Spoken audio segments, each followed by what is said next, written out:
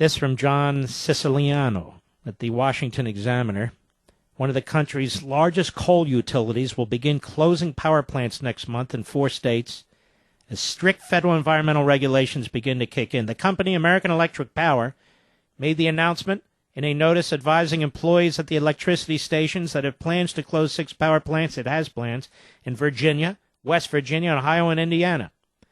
The company says it plans to shutter as much as 6,000 megawatts of power plant capacity in 7 states by the start of 2016, as Obama's on the way out. The closures were planned as far back as 2011 to comply with new pollution regs from the EPA.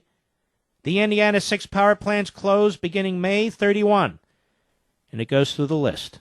And, of course, 250 people will be out of jobs almost immediately. But, of course, the left doesn't care about that. So these coal plants and others are the target of several new pollution rules being implemented or proposed by the EPA. One of the regulations includes the Clean Power Plan, which is at the center of Obama's climate change agenda to reduce greenhouse gas emissions. You see the water shortages in California? It's not just California. It's going to hit the whole West. It's going to eventually hit Arizona, New Mexico. It's going to hit Nevada and so forth and so on. But next come electricity shortages. And I've been warning about this since Liberty and Tyranny. It's only a matter of time. You cannot keep taking off these coal-powered utility plants. You can't keep removing them from the nation's grid without any serious replacement and expect anything else. So next we're going to be fighting over electricity. They have us fighting over water. They're going to have us fighting over electricity. They're going to have us fighting over health care. This is how you destroy a country, and this is how you empower the elites. This is how you empower the dug-in ruling class. Now we're fighting over basic resources. Water, food, yes, health care, electricity, all that was common, all that was expected. This is a war on the Industrial Revolution. Mark my words on this. This is an attempt to reverse course. The true radicals in the so-called environmental movement are the true primitives, and they think man's existence is the problem with the environment. And look what the governor of California is doing. He's threatening his own citizens with fines if they don't slow down in their use of water. They don't allow their grass to die, their gardens to die. They take too many showers. Not a problem for a liberal, but the rest of us, yes. Shortages of water, shortages of electricity. But there is an answer. The left does have an answer. Of course, they call it global warming, but it has nothing to do with global warming. It has to do with mankind's existence. There's too many people. Despite all the abortions, all the genocide, there's just too many people.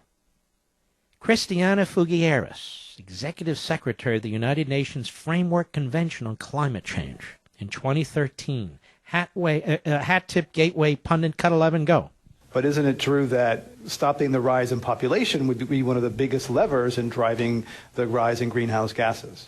Is that... Well, I mean, we all know we expect 9 billion, right, by 2050. So, yes, obviously less people would exert less pressure on the natural resources. And that's... So is 9 billion a foregone conclusion that's like baked in, done, no way to change that? Well, there again, there's pressure in the system to go toward that. We can definitely change those, right?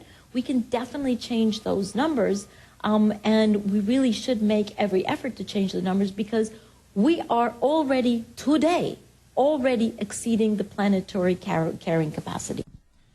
The planetary carrying capacity? You see, there's just too many people. But Greg Dalton, the questioner of Founder Climate One, and Figueres, well, there's too many people except for them. It's good that they're here on Earth to save what? Not the people, but to save Earth. You know, folks, about 5.5% of the United States, of the land mass of the continental United States, Alaska and Hawaii and so forth, 5% is considered developed.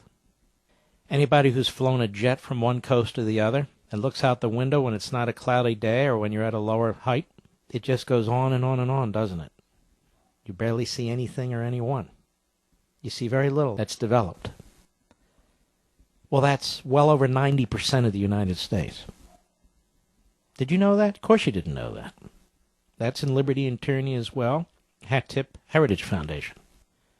It's really quite remarkable how much of America is not developed. You know, most of us live in, not all of us, most of us live in populated areas to one extent or another. Metropolitan areas, suburbs, exurbs, even in rural towns. But beyond those areas, there's almost nothing. It goes on and on and on. Whether it's a good thing or a bad thing is beside the point. We've already surpassed our planetary carrying capacity, says some nitwit who works at the UN, prodded by some left-wing primitive who started his own environmental group. And this is the problem, you and me. We're the problem. We have to be controlled. They have to take our energy away from us. There has to be less water, less procreation, more abortion. This is the sick world of the left.